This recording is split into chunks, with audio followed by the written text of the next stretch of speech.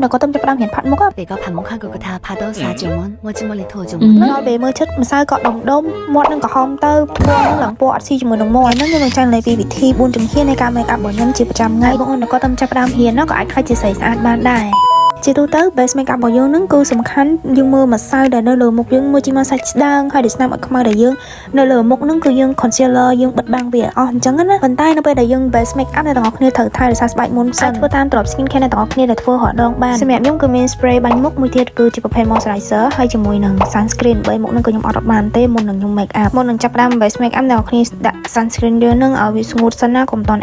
ចាប់ផ្ដើមមកដាក់ foundation សម្រាប់ foundation គឺខ្ញុំចុចរហដងគឺ2ប៉ុកនេះអ្នកទាំងអស់គ្នាហើយបន្តមកគឺខ្ញុំបាញ់ setting spray ដើម្បីឲ្យ lock make up ខ្ញុំហត់ទៅជាប់ព្រោះដោយសារតែមុខខ្ញុំជាប្រភេទមុខខ្លាញ់អញ្ចឹងទៅវាងាយនឹងបែកខ្លាញ់សម្រាប់មុខខ្ញុំគឺខ្ញុំចុចតែ2ប៉ុកហ្នឹងទេបងប្អូនហត់ដឹងប្រើនឹងចំណុះប្រមាណដែរអាច comment ប្រាប់នៅក្នុងវីដេអូនឹងបានណាមិនថា foundation ឬក៏ជាប្រភេទ cushion អ្នកនរគ្នានៅពេលដែលតប់នៅលើមុខក៏តប់តិចបានហើយអ្នកទាំងអស់គ្នាកុំដាក់មកទាំងក្រាស់ហ្មងអញ្ចឹងវាធ្វើឲ្យម្សៅយើងនឹងវាអត់ស្អាតម្សៅទំនងគឺខ្ញុំអត់ផាត់ហើយទេប៉ុន្តែឥឡូវយើងមកចាប់ផ្ដើមបិទបាំងស្នាមដែលនៅលើមុខដែលខ្ញុំសេះសល់មុននឹងតិចសម្រាប់ស្នាមមុន concealer គឺយើងប្រើពណ៌យ៉ាងដិតណាអ្នកគ្នាពណ៌យ៉ាងកម្ៅបិទបាំងស្នាមឲ្យខ្មៅស្នាមមុនឬក៏កន្លែងគៀនច្រមុះយើងកន្លែងស្អាតនេះហ្នឹងសម្រាប់ស្នាមស្លក់ខំភ្នែករបស់យើងនឹងគឺយើងដាក់ពណ៌របៀបទឹកហូរណាកន្លែងតប់នឹងគឺខ្ញុំចុចថតទេអ្នកគ្នាប៉ុន្តែខ្ញុំមិនដឹងថាថៃមិនកាមេរ៉ាខ្ញុំចត់ជាប់បន្ទាប់មកយក concealer ពណ៌សមកលាបកន្លែងទ្រេភ្នែកនេះហើយកន្លែងគៀនច្រមុះហើយជាមួយនឹងកន្លែងមាត់ដើម្បីឲ្យវាផុសមើលជាមកមុខយើងភ្លឺ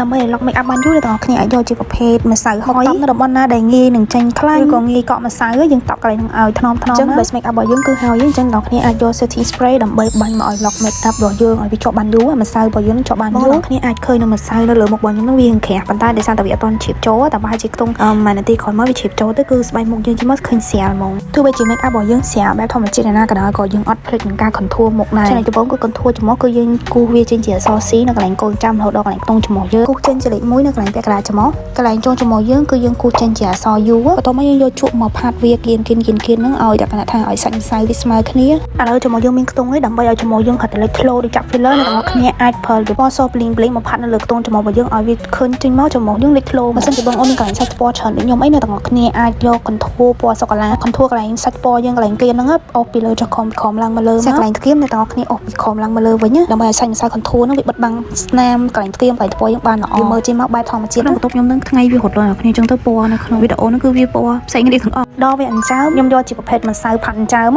ដើម្បីមកពេញច្រឡោះអាកន្លែងអញ្ចើមខ្ញុំដែលវានៅសេះសល់ទៅកន្លែងសអញ្ចឹងខ្ញុំពេញទៅយកខ្មៅដៃគូអញ្ចើមដើម្បីសិតចេញជាសរសៃអញ្ចើមពេលគូដល់ពាក់កណ្ដាលអញ្ចើមអ្នកគ្នាផ្ដេកអាកន្លែងសរសៃអញ្ចើមយើងមកថេតាមតម្រងអញ្ចើមបន្ទាប់មកទៀតគូពេញអាកន្លែងកន្ទុយអញ្ចើមដើម្បីឲ្យវាមើលចេញមកស្រួលសម្រាប់អញ្ចើមអ្នកគ្នាអាចគូតាមខ្ញុំបានតែកណ្ដាលវាមើលចេញមកបែបធម្មជាតិមានកន្លែងខាស្យាមានកន្លែងខ្លះដិតសម្រាប់ចំណុចសំខាន់ដែលបងថ្មីដែលគាត់តែចេះផាត់មុខគាត់បានចាប់អារម្មណ៍គាត់បានយកចិត្តទុកដាក់គឺការដាក់ពណ៌ color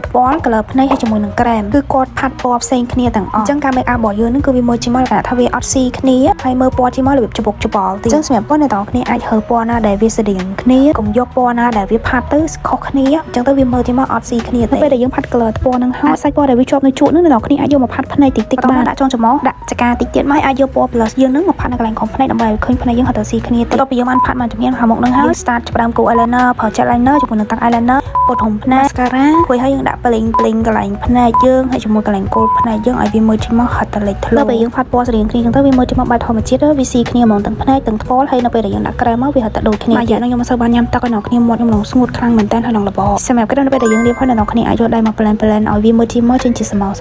បន្ទាប់មកយើងដាក់លីបក្លុសតិចទៅឲ្យមាត់យើងចាញ់កញ្ចក់សម្រាប់វីដេអូចាំលេង make up 4ជំហាននេះគឺខ្ញុំបានធ្វើហើយចឹងអ្នកគ្នាបើសិនជាចាប់អារម្មណ៍អីអ្នកគ្នាអាច share វីដេអូនឹងទុកបានជួបគ្នានៅវីដេអូបន្ទាប់